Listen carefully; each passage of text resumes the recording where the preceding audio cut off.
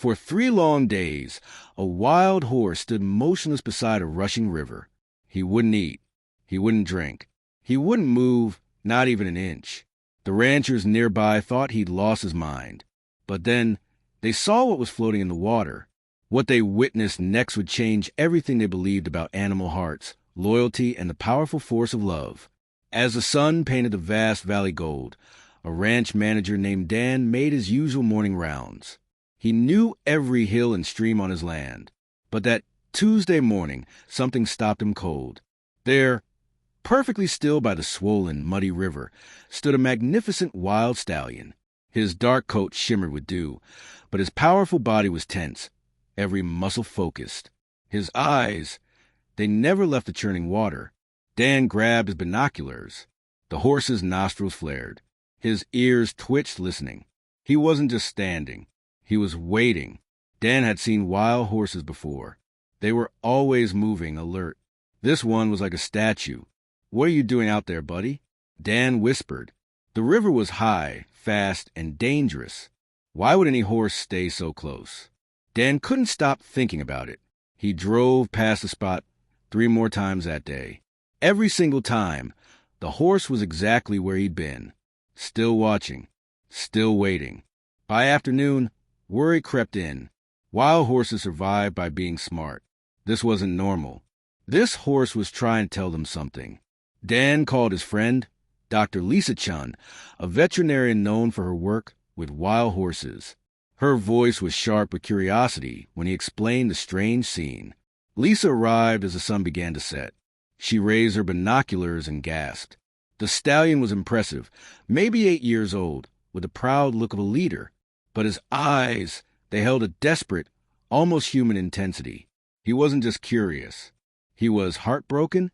"Have you seen any other horses around?" Lisa asked. "That's the thing," Dan replied. "Wild horses travel in groups. This one is completely alone. I've looked everywhere." Lisa studied the treacherous bank where the horse stood. It was a death trap. Any normal horse would run. But this one stayed. "I'm going closer," she said. As she approached slowly, she noticed his head dip, his ears swivel. He was tracking something specific in the current. When she was about 30 yards away, he finally looked at her. It wasn't fear in his eyes. It was a plea, a silent cry for help. Lisa's heart clenched. She looked where the horse was staring. The water was thick with mud and debris. But then she saw it, a small, still form, tangled in branches about 20 feet downstream. "Oh, God," Lisa whispered. A tiny foal, no more than 6 months old. Its golden coat was dark and lifeless. Dan called the rescue team immediately. Lisa turned back to the stallion. Everything made sense now. His refusal to leave. His unwavering focus. This wasn't just any horse. This was a father, keeping a heartbreaking vigil over his lost child. The stallion seemed to sense she understood. He looked at her again, and in that moment, a silent bond passed between them. He trusted her. The rescue was difficult. The current was strong. The team had to use ropes. Throughout it all, the stallion never moved.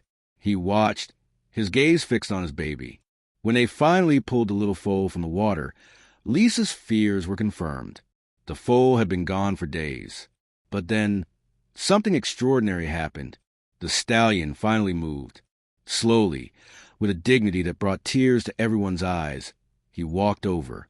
He lowered his great head and gently nuzzled his baby. A soft, mournful sound escaped his throat. Grief. Pure, heartbreaking grief. Lisa faced an impossible choice. Protocol said remove the body, let nature take its course. The stallion would move on.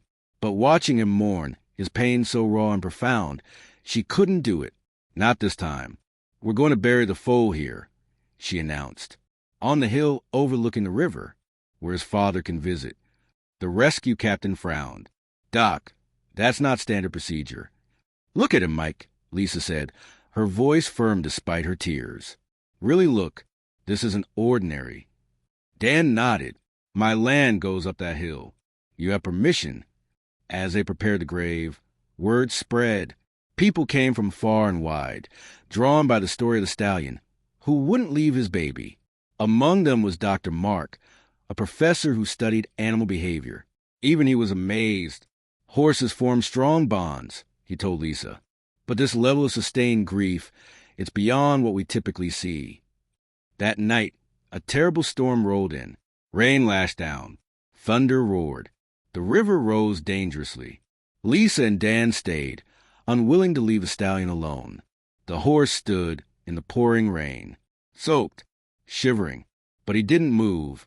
He seemed to position himself between the grave and the worst of the storm, protecting his baby even now. "This is insane," Dan muttered. "No animal would risk its life like this." But Lisa knew the stallion was driven by something deeper than survival. Then, around 3 a.m., a lightning flash revealed another shape in the water. "Dan!" Lisa shouted. "There's something else out there." She grabbed her flashlight. Her heart stopped. Another foal. This one was alive, struggling, being swept toward the deadly rapids where the first foal had drowned. Without hesitation, the stallion plunged into the raging river. "No!" Lisa screamed. The stallion fought the current with incredible determination. He wasn't just swimming toward the foal. He positioned his massive body as a shield, breaking the current. He guided the exhausted baby towards calmer water with careful, deliberate movements. It was like watching a calculated rescue plan unfold. "He's not just saving that baby," Dan whispered in awe. "He's thinking it through." After a grueling 20 minutes, both horses collapsed on the shore. The rescued foal, a small bay filly, trembled with exhaustion. The stallion, panting heavily, stood protectively over her. As Lisa treated the filly, she noticed something. Around her neck was a halter. This wasn't a wild foal. Someone owned her. The stallion then walked over to his own foal's grave. He nuzzled the earth gently, as if saying goodbye. Then he returned to stand guard over the living filly. He had lost one child, but he would protect this one with everything he had. Just as dawn broke, the sound of approaching vehicles filled the air. A woman, her face etched with worry, led a search party. It was the owner of the rescued filly. "Lily!" she cried when she saw her filly wrapped in blankets. "Oh my God, Lily!" The stallion stepped protectively between the woman and the foal. But when the filly whinnied in recognition, he seemed to understand. Slowly, he stepped aside, allowing the emotional reunion. "Thank you," the woman whispered to the stallion, tears streaming down her face. "Thank you for saving my baby." The stallion watched as Lily was loaded into a trailer. Only then did he turn and walk away, not into the wilderness, but stopping at the edge of the clearing to watch her go. He had done what he came to do. Dr. Mark later called it the most remarkable display of animal empathy he'd ever seen. The stallion showed problem-solving, emotional depth, and a profound sense of purpose that went beyond instinct. The story spread far and wide. Inspired by his courage, people donated more to horse rescues. The filly's owner started a foundation in the stallion's honor. Lisa continued her work, forever changed. Dan often visited the small grave on the hill. And the stallion? He was seen many times after, always with a group, always watchful, always protective. The locals called him the guardian. Moral, love, loss, and the desire to protect are not just human feelings. They are powerful forces that connect all living beings. Sometimes, the greatest act of heroism comes not from strength alone, but from a heart full of compassion.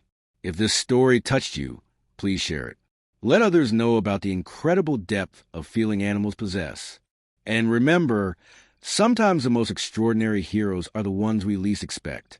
Please subscribe for more amazing stories like this one. And tell us in the comments where you're watching from. Did this stallion story move you? What part touched your heart the most?